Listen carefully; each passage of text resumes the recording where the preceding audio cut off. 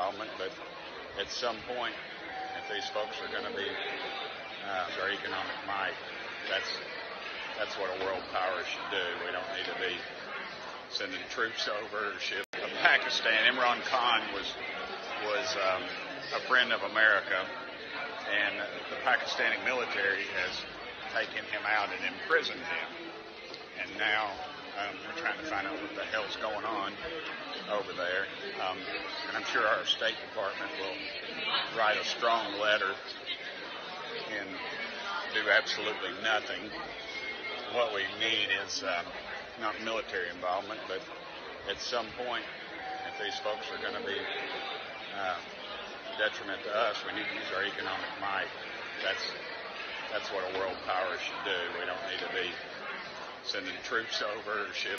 Pakistan, Imran Khan was a friend of America, and the Pakistani military has taken him out and imprisoned him. And now we're trying to find out what the hell's going on over there.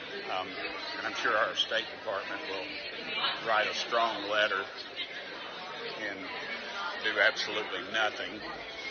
What we need is not military involvement, but at some point, if these folks are going to be detriment to us, we need to use our economic might.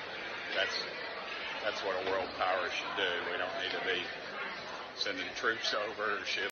Pakistan, Imran Khan was a friend of America, and the Pakistani military has taken him out and imprisoned him.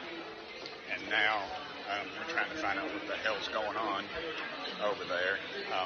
And I'm sure our State Department will write a strong letter and do absolutely nothing. What we need is not military involvement, but at some point, if these folks are going to be detriment to us, we need to use our economic might. That's what a world power should do. We don't need to be sending troops over or ship. Pakistan, Imran Khan was a friend of America, and the Pakistani military has taken him out and imprisoned him. And now we're trying